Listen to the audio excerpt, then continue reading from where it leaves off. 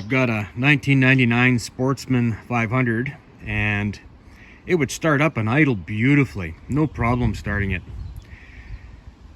Give it some throttle and it would rev up a little bit, and then it would start gasping and choking and backfiring out the exhaust if you held it wide open and just about stall.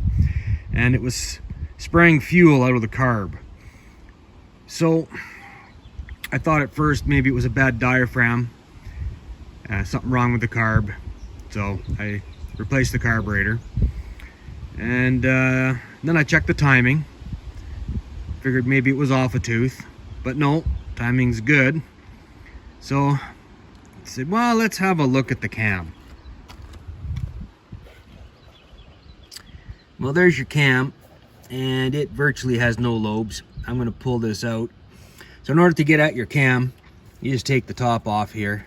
Helps maybe to take the side off, because you're going to have to disconnect your cog on that side. Gonna have to take this off, and in this case you're gonna have to take this housing off that has your thermostat in it, so be ready to catch some antifreeze. Well, I guess I better get at it.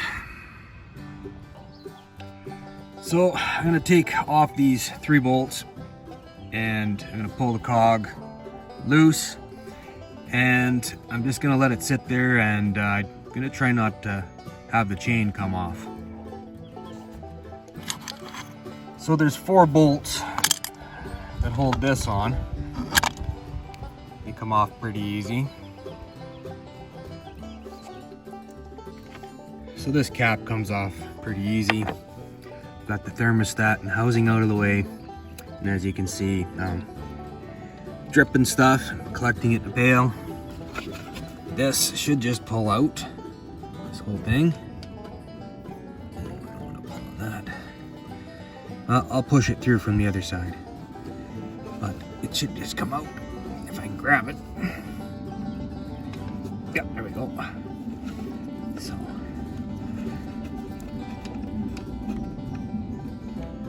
tricky to do with one hand, but here we go.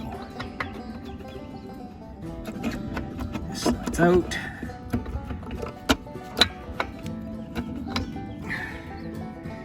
And you can see the lobes. They're not very lobey, especially that center one.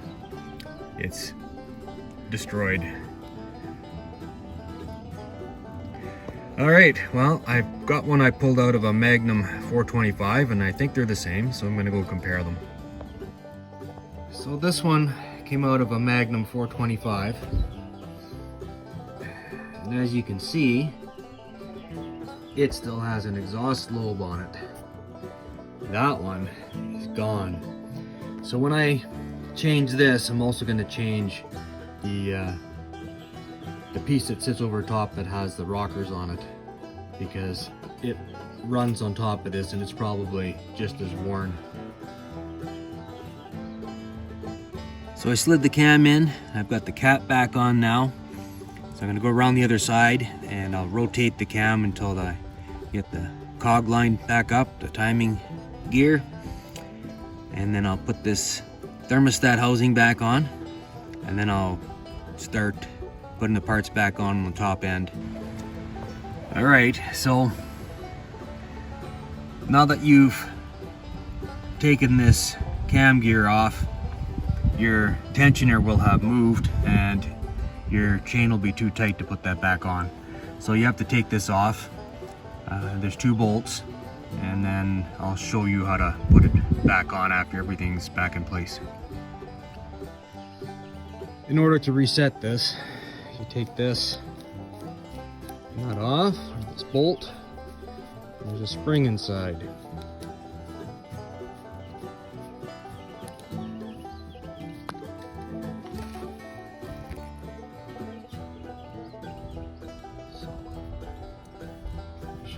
Washer and your spring. I'm just going to take it out. You can see it's quite a long spring. Now how this works is, this little thing here, it allows this to move out but not go back. So the spring just keeps pushing it forward as the chain stretches. Now that it's like that, I'm gonna mount it, and if you look, you'll see that one side is wider than the other. So make sure you match it up when you put it. And I'm talking about the gasket. So make sure you match it up with your motor, put it back in place, bolt it down, put your spring in, put your washer and nut back on, and I like to give it a couple little taps to make sure that it's moved forward. But yeah, what I'm going to do is take this off, because when I look in here, the flywheel is too dirty, rusty to see the timing mark.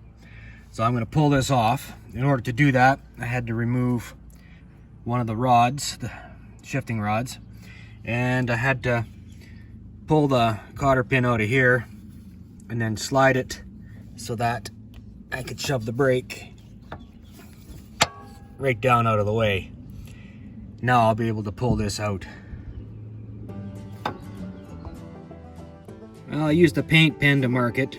I imagine nail polish would be a really good thing you could use.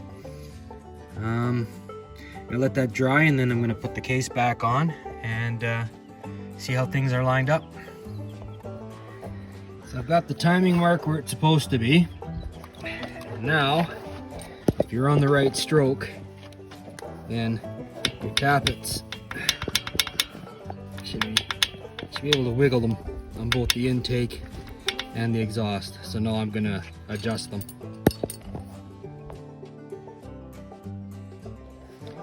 So the gap is 0.006 for both the intake and the exhaust, and these are all tight. So to do this, you loosen off the nut, back off the center screw, slide your feeler gauge in, snug it with your, I usually just use my finger. I snug up my finger, then I tighten the nut. Then I make sure it still slides, because sometimes when you tighten the nut, it tightens too much. And you can also hold it with a screwdriver if that's being a real problem. Well, if it's fixed, it should rev up now.